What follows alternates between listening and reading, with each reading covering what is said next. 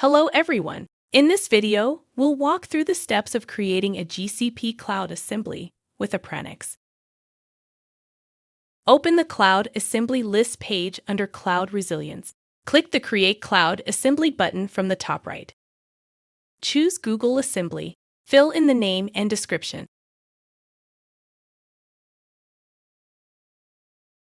Choose the cloud connection associated with the resources you intend to protect.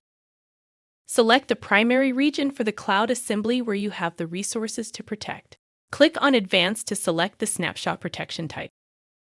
If multi-regional is selected, then the protection snapshots will be available in all operational regions of your chosen cloud connection. If regional is selected, the snapshots will be protected only in the selected recovery region. In this case, we are going with the multi-regional protection option. Click Next. Now, we are going to select the resources that are intended to be protected among the discovered resources in the selected cloud connection.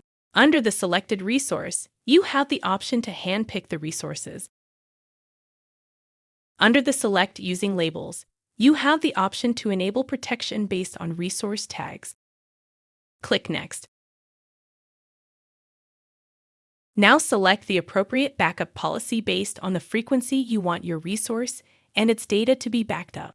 Click on Advanced and select Immediately to trigger a protection immediately. Choose Next. Verify the assembly configuration and click Finish. You have successfully configured the backup for all the chosen resources. In the Resource pane, you can view the entire resource map of your cloud assembly.